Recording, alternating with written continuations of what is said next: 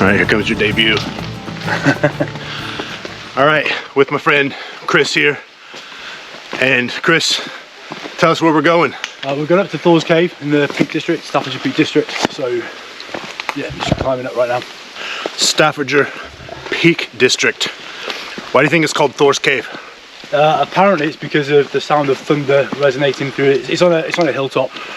So the sound of the thunder during a storm resonates out around the cave and down the Manifold Valley, which is where it's situated. So thunder booms through a cave, and somebody a long time ago maybe thought that Thor lived there. Would you agree? Yep. So we're gonna go visit our friend Thor and maybe pay him an offering of what do we got? We got gold monster, don't we? We did have a gold monster. It's all down the back of my leg right now. So well, we'll ring it out. We'll squeeze out some gold monster for Thor. Killer. I was just saying, one thing I miss, living in Texas is, coming from Europe and living in Britain as a kid, and then in Oregon in the Northwest, you can get out of the city and be in this type of terrain pretty much immediately. But in Texas, it's only 2% public land, so you don't get to do this kind of stuff, not to mention this kind of landscape's not there. But Chris, you were just saying something about the public domain in England. Yeah, we have public right of way across the land, and especially in public parks, national parks, places like that. Because if we didn't, so much of the land in the UK is actually owned by farmers, or actually the Crown. Actually, a lot of it. I think the Crown is the biggest landholder. You wouldn't be able to get anywhere. So it's a very small area, and without right of way, we wouldn't be able to go anywhere. So it's important. And a lot of old Roman trails go through that farmland, right? Yeah. So you can just go walk up on someone's farmland legally because there's a historic trail there. You can, but there's that's why we have what we call the countryside code, which is just like a basic shut gates behind you, don't bother animals. Okay. That's why that's necessary. Oh, nice.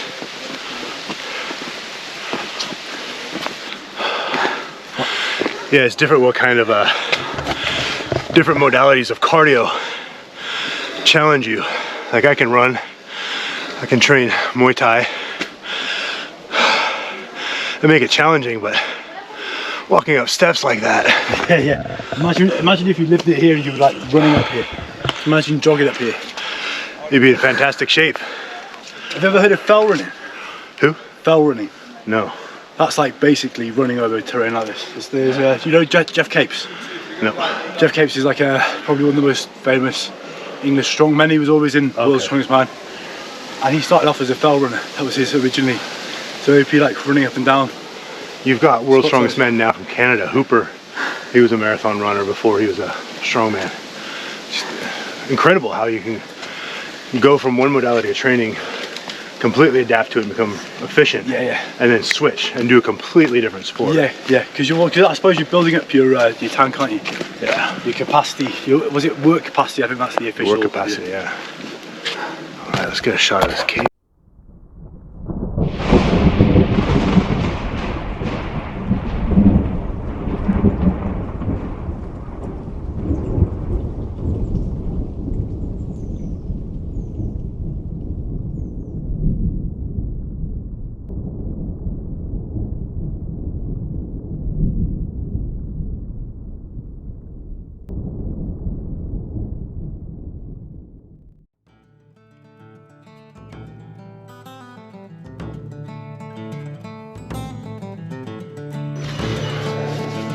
All right, Thor's Cave.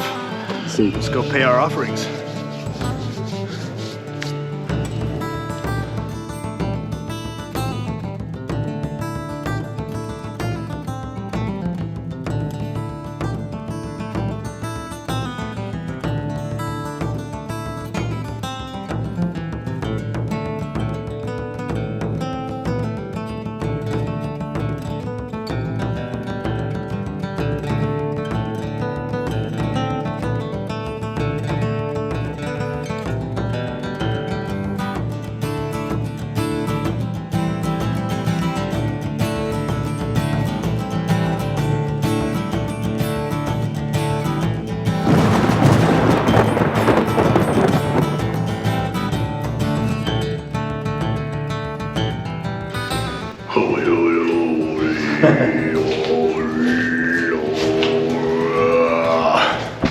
too many people here for ritual.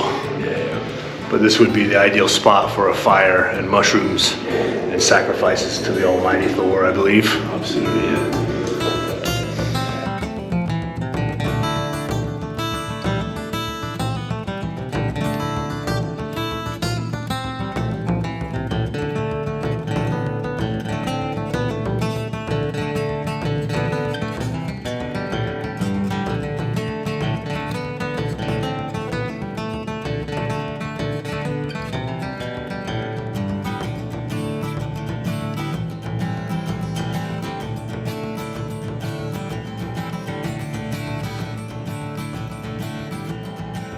So we were just talking about how we just got to the top of the cave when the skies opened up and the sun just gleamed on this countryside just perfectly, and how it just really lights it up and makes it even more special. It's beautiful as it is. It's lush and green, beautiful hilly countryside.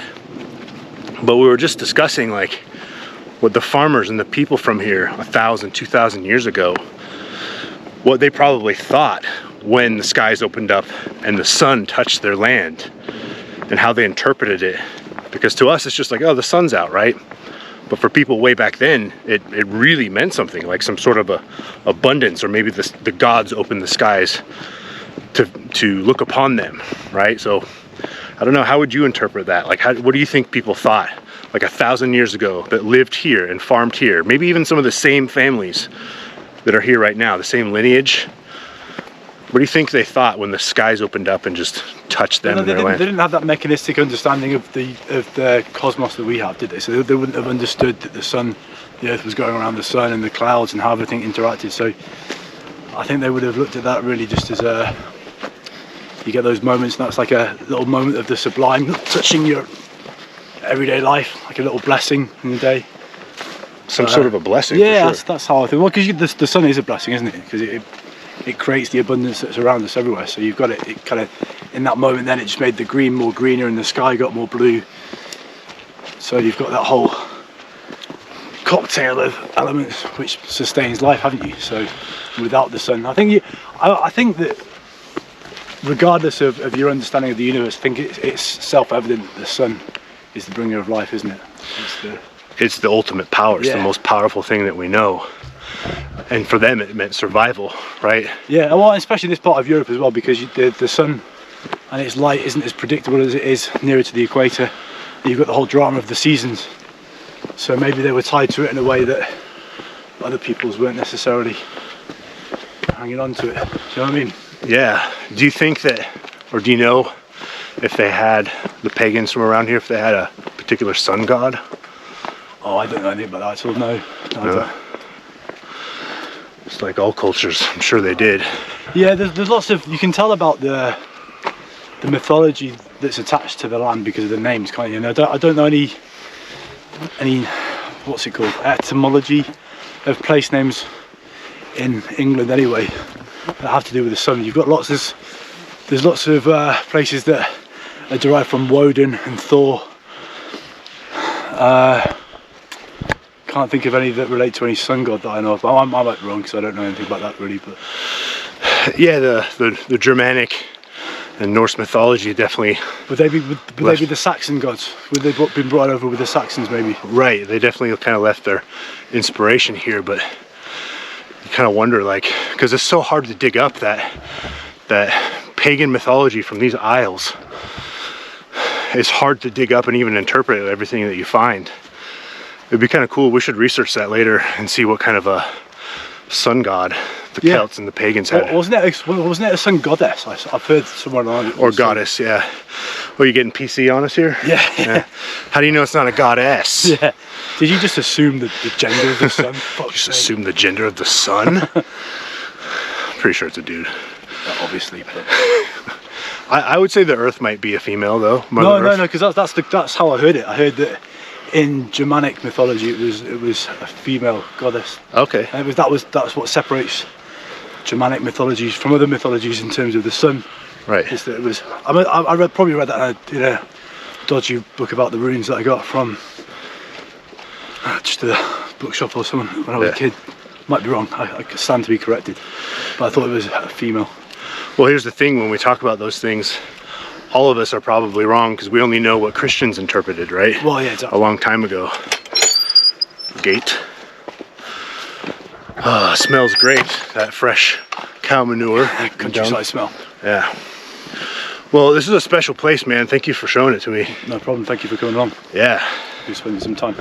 Love finding special little gems like that. You know, I've been to Britain, and I grew up here partially as a kid, and I've never heard of that place until you told me about it the other week. Yeah, I'm really lucky to have it so close to my house. Really, that's the. Yeah. But so since the theme here is Thor, I should probably talk about what Thor means to people like us. I'm not going to fit through this gate.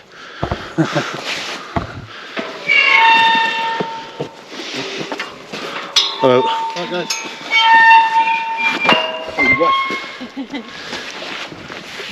Too big for that gate. So yeah, since the theme is Thor here today, I think a lot of people just kind of think of like, yeah, it was that kind of like strength guy. He's in Marvel Comics, right? Yeah. But I don't know, what does Thor do to you? What does he mean to you? How does he inspire you? There's an archetype of strength and male virility, I suppose.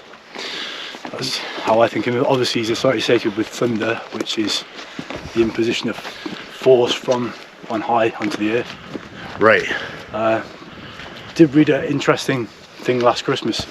There's a book that I've got called When Santa Was a Shaman, and that was pretty cool, pretty interesting. One of the ideas was that the reason we have Christmas trees with little candles on them is to replicate fire being gifted to man from the gods, because obviously before man could actually make his own fire, the way that fire would occur naturally would be thunder would strike, or lightning would strike a tree and set it on fire. So the burning bush, the image of the burning bush is the image of, or the burning tree is the image of the gift of fire from the gods.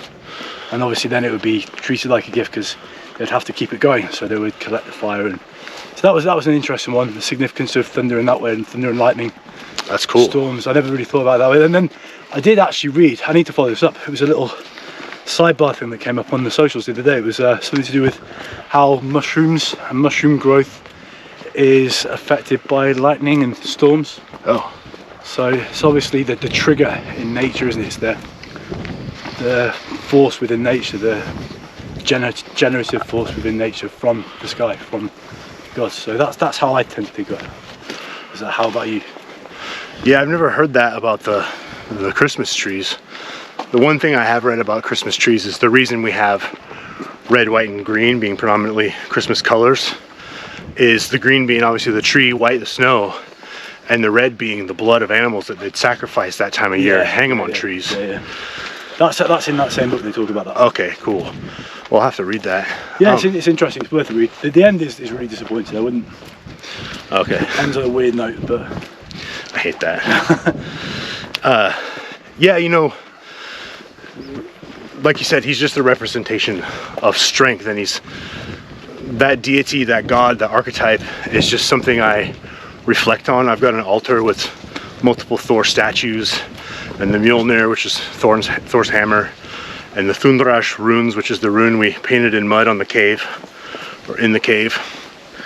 And when I have those kind of moments of doubt and weakness, I either meditate on that rune, or just light candles in my altar, or just think about, you know, embodying what Thor means in my moments of weakness, because we all have them. I can't stand people who pretend that they don't.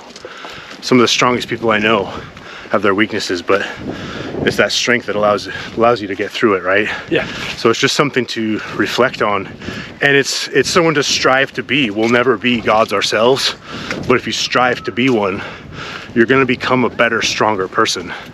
So yeah, it's that male virility. He's also a striker, right? A striker god, which I think is very good for that.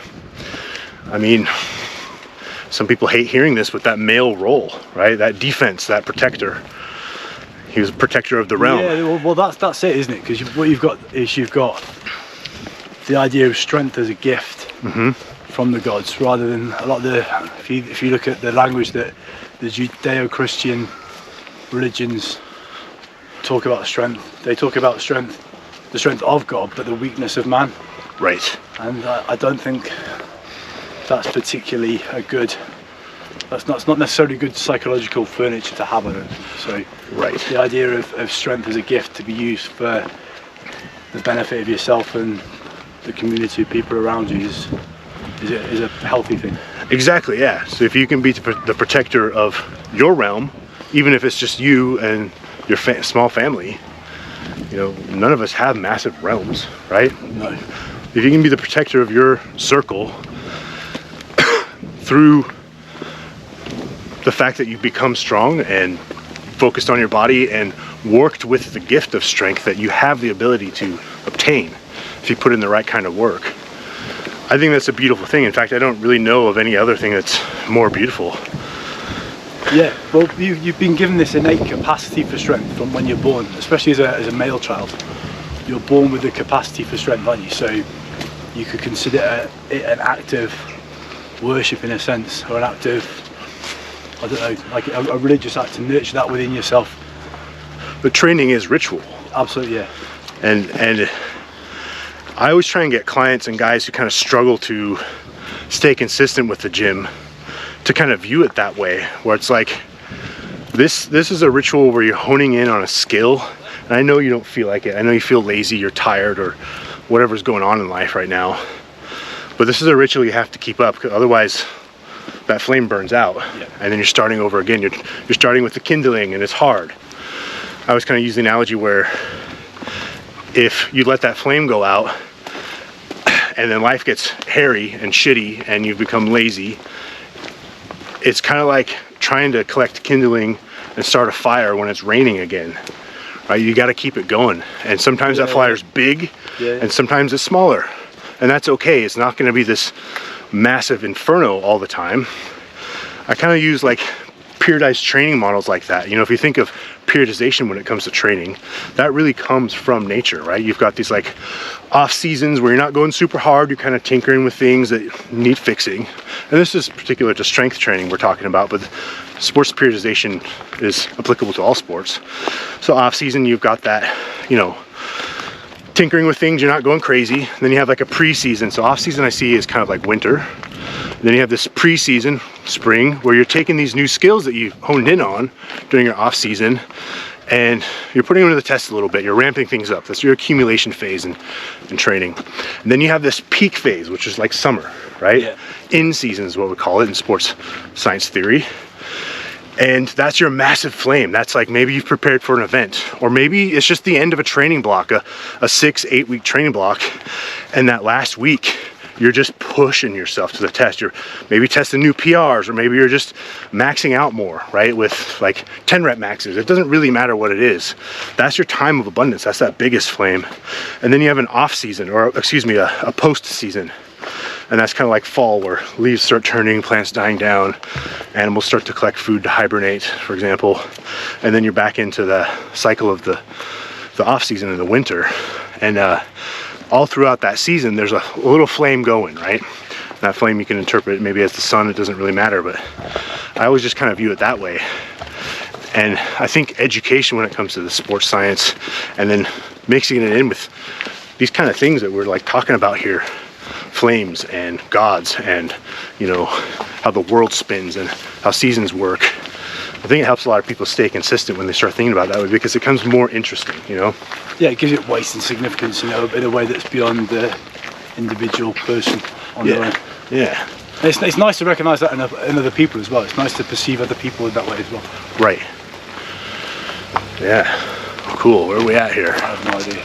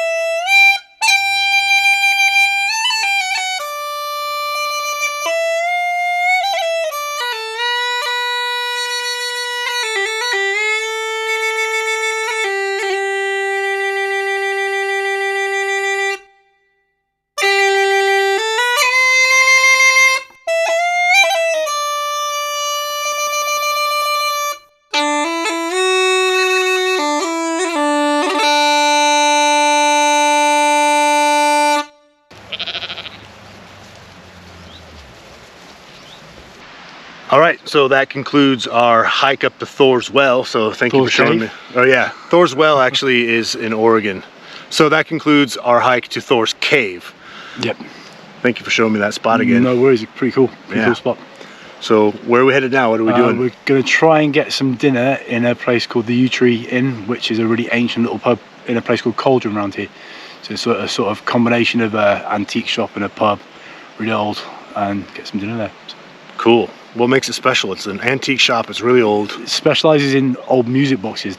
It's just crammed full of old music boxes. So the guy will have some pennies and play them. Pretty cool. Cool. Awesome. Yeah. So let's hit the road. Let's see.